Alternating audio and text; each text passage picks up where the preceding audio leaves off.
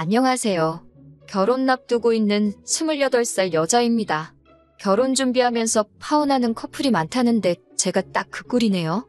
솔직히 저희 집도 형편이 그렇게 여유로운 편은 아니지만 예비신랑 집도 저희 집과 비교했을 때 엄청 잘 산다 할 만한 상황도 아닙니다.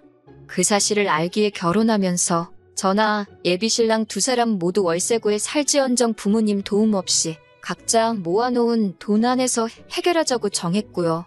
저나 남자친구나 둘 다 회사 다니는 직장인입니다. 결혼 후에 두 사람 벌이 합치면 한 달에 450만 원 조금 넘게 모여요.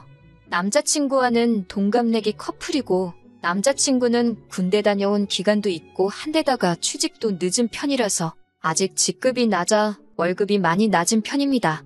그래도 지역에서 꽤나 유명한 회사의 안정적인 직군이기에 크게 걱정되지는 않았어요. 성장 가능성도 좋았고요. 그나마 다행인 건 저희 사는 곳이 서울이 아니다 보니 집값이 그렇게 세지는 않은 편입니다. 모아둔 돈이 둘 다 그닥 많은 편은 아니다 보니 알아보는 것 중에서도 가장 힘든 게 신혼집을 알아보는 일이었어요. 그래도 알아보니 신혼부부를 위한 전세대출 제도도 있고 저희 회사에서도 은행보다 좀 더 좋은 이율로 대출을 해주는 복지제도도 있어서 그래도 집 구하는 게 아예 못할 일이라는 생각이 들지는 않았습니다. 인생에 한 번뿐인 결혼식인데 너무 아끼는 건 아닌 것 같아서 호텔에서 하는 초호화 결혼식은 아니지만 추억 속에 잘 간직하기 위해서 최대한 좋게 하고 싶어 발품 손품 팔아가면서 이리저리 알아보고 있던 와중이었습니다. 예비 시어머니하고 한번 식사 자리를 가진 적이 있는데 아파트 알아보느라 요즘 너무 힘들다는 식으로 말을 하셨어요. 남자친구와 이미 반반 결혼 이야기가 되어 있는데 갑자기 집을 알아보고 계신다는 말에 깜짝 놀랐습니다.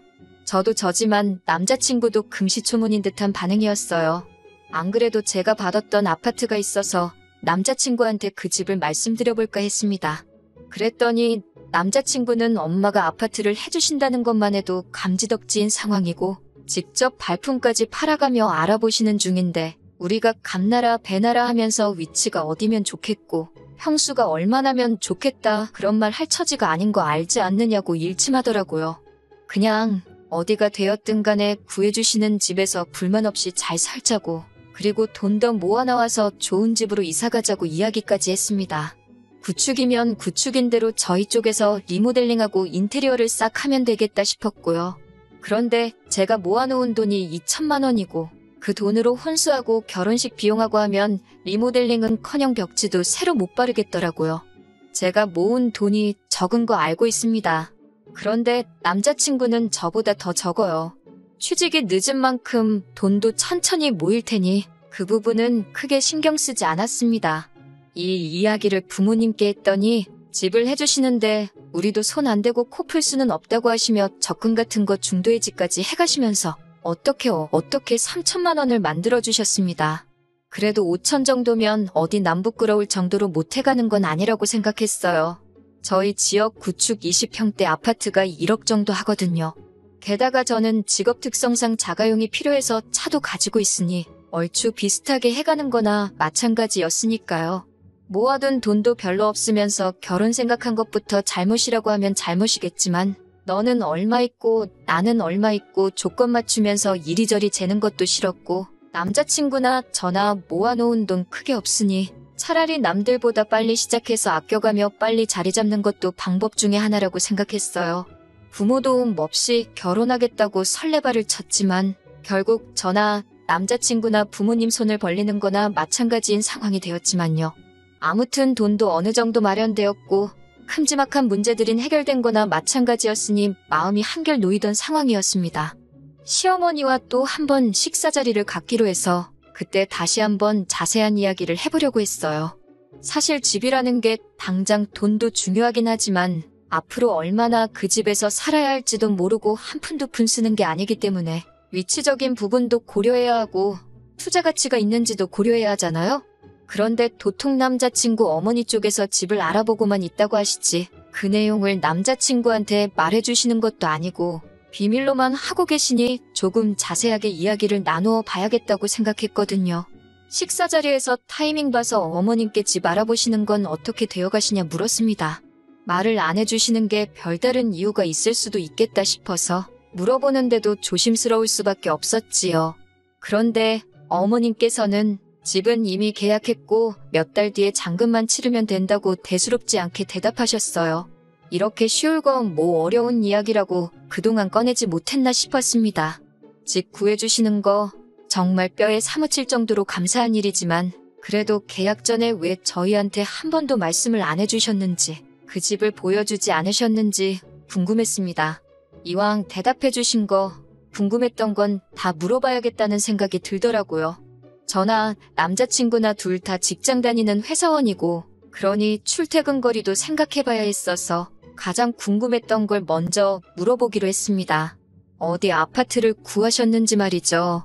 어머님이 대답해주신 아파트는 남자친구나 저 다니는 회사에서 엄청나게 멀리 떨어져 있는 곳에 위치한 곳이었습니다. 심지어 주변에 마땅한 대중교통도 없는 걸로 알고 있고 주변 또한 많이 낙후되어 있는 아파트였어요. 저희가 모르는 재개발 호재라든지 투자 정보가 있는가 싶어서 아파트에 대해 자세하게 물어봤습니다. 34평 아파트이고 시세는 2억 5천 정도 된다고 하시더라고요. 아버님이 은퇴하시고 따로 직장도 없으시고 어머님 혼자 식당일 하시면서 외벌이를 하시는 상황이었는데 모아둔 돈 조금에 30년 만기로 대출을 풀로 땡기셨다고 하시는데 그럼 대충 계산해도 이자만 한 달에 돈 100만 원씩은 나가겠다는 계산이 서더라고요. 어머님 혼자 벌이로는 대출금 내고 나면 생활비 감당도 안 되시는 거 아닌가 하는 생각이 들고 그때부터 점점 안 좋은 촉이 들기 시작했어요. 사실 남자친구와 제가 다니는 회사 근처에도 신혼부부 살만한 작은 평수 아파트가 훨씬 더 좋은 가격으로 나와 있는 매물이 많았거든요. 집 구해주시는 거 감사한 일이지만 아직 잔금 안 치렀다고 하시니 말씀드린다고 차라리 위약금 얼마를 내고 평수를 줄여서 저나 남자친구가 봐놓은 아파트로 다시 구해주시는 게 훨씬 경제적이지 않겠냐고 조심히 말씀드렸지요. 그런데 어머님께서는 너네 도대체 뭔 소리를 하는 거냐 하는 식의 반응을 보이시더라고요.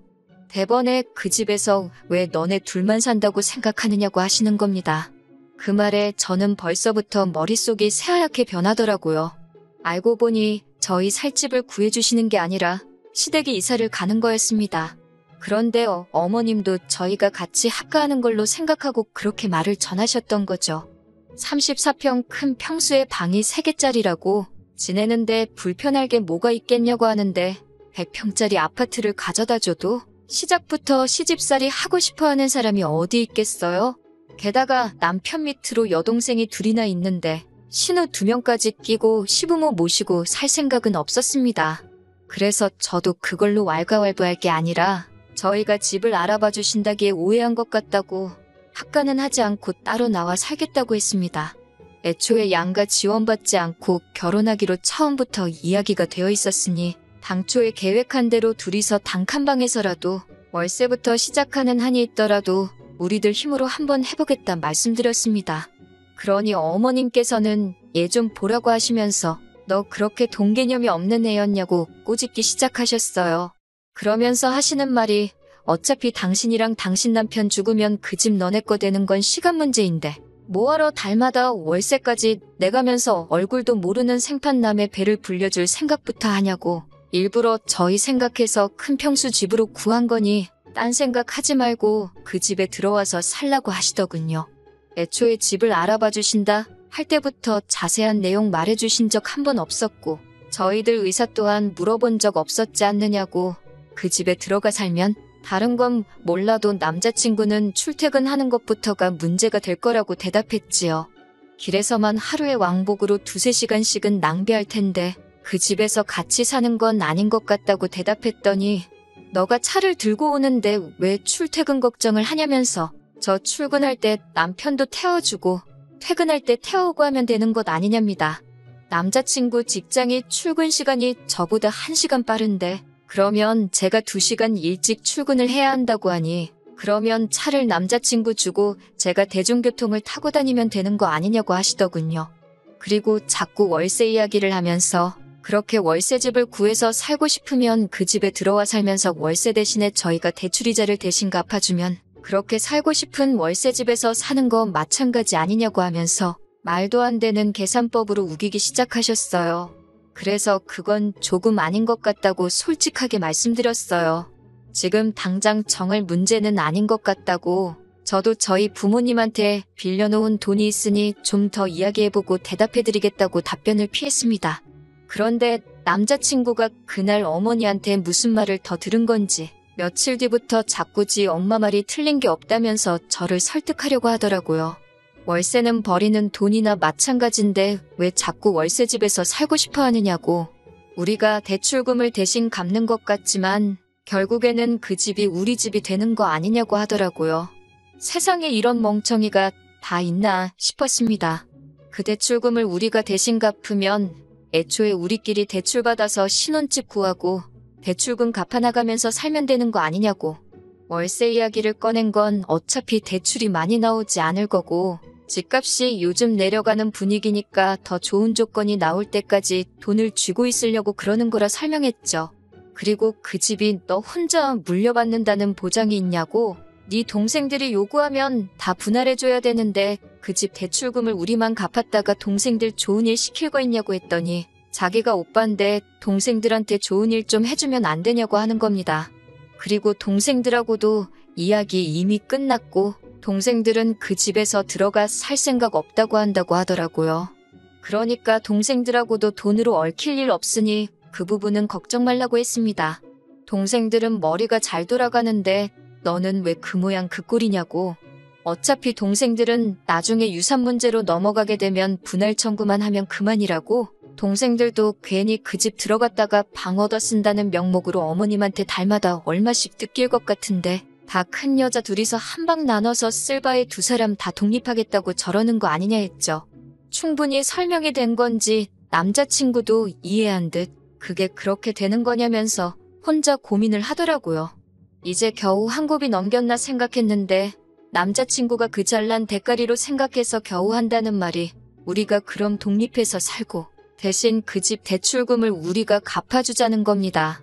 우리는 둘이서 버니까 여유도 좀 있을 거고 저는 시집살이 안 해서 좋고 자기는 엄마한테 효도도 하고 동생들은 각자 방 하나씩 나눠서 쓰고 그러고 있다 보면 결과적으로 나중에는 집을 자기가 물려받아서 아파트 두 채를 소유하게 되는 거 아니냐고요.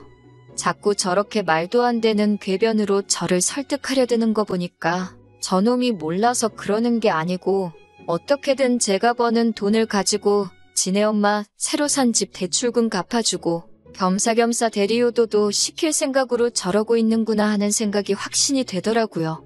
그래서 더 길게 말할 것 없이 그거 좋은 방법이라고 대출금 잘 갚아주라고 말해줬습니다. 남자친구는 입이 귀에 걸려가지고 저한테 힘든 결정 내려줘서 고맙다고 하면서 앞으로 행복하게 잘 살자고 하더라고요. 효도할 생각에 귀가 먹은 거냐고 말귀를 못 알아먹은 것 같아서 말해주는데 니네 집 대출은 네 돈으로 갚아주라고. 나는 니네 엄마 대출금을 같이 갚자는 게 아니라 결혼은 없던 일로 하자고 파혼하자고 하는 말이라고 해줬습니다. 엄마 집을 사주고 싶으면 엄마 집 먼저 사주고 네 앞가림 한 다음에 그때 가서 결혼하라고 했습니다. 저랑은 어차피 끝난 거니까 더 길게 이야기할 것도 없고 마음 바꿀 것도 없다고요. 그동안 결혼 준비하면서 알아본 것들은 오늘 당장 다 취소할 테니 취소하면서 발생하는 위약금은 다 네 돈으로 하라고 했어요. 사람 헷갈리게 만든 니네 엄마 때문에 파혼하는 거고 이제 보니 너도 한통속인 것 같은데 나는 그런 것도 모르고 우리 부모님 적금도 중도해지해버려서 우리 집도 여러모로 손해를 봤으니 위약금 내는 것 정도 손해보는 건 네 돈으로 처리하라고요. 그리고 그걸 끝으로 앞으로 연락도 하지 말고 아는 척도 하지 말라고 했습니다. 오늘 이후로 너가 마음을 바꾼다고 해도 내가 자식된 마음으로 부모한테 효도하고 싶다는데 그걸 못하게 할 권리는 없지만 결혼하고 나서 내 남편이 효도하는데 눈멀어서 나한테까지 피해 끼치는 꼴은 볼 생각이 없다고. 이젠 너가 아니라고 말해도 그 말을 믿을 수가 없다고 했어요. 그리고 제가 선언한 대로 그날을 기점으로 남자친구와는 영영 이별했습니다. 돌이켜 생각해보면 제 나이가 아직 젊은데 뭐가 그리 급해서 결혼을 하려고 했나 싶어요. 일찍 정신 차리고 가정을 꾸리는 것도 좋지만 왜 다들 준비가 되어 있는 사람하고 결혼하거나 준비가 끝날 때까지 결혼을 미루는 이유가 뭔지 알겠더라고요. 그 편이 정신건강에 훨씬 도움이 되니까 그러는 거겠죠? 돈 모으는 건 제가 하기 나름이란 것도 배웠어요. 그래서 한동안은 제 스스로가 앞가림할 만큼의 돈을 모을 때까진 결혼 같은 건 생각도 하지 않고 혼자서 지낼 생각입니다. 오히려 이렇게 다 털어놓고 나니 심적인 여유도 생기고 정말 좋은 결정 내린 것 같아 후련하네요. 남자친구 보니까 기어이 엄마 따라 그 집으로 이사가가지고 면허도 없는 놈이 대중교통 타고 출근한다고 하루에 3시간씩 출퇴근하는데 버리고 있는 꼴을 보니까 아마 그 자식은 지 엄마 품에서 벗어날 때까지는 그렇게 손해만 보면서 살게 될 것 같네요. 제 말만 잘 들었어도 그 꼴은 보지 않았을 텐데 싶은 미련도 없습니다. 이젠 그런 남편감은 제 쪽에서 사절하려고요.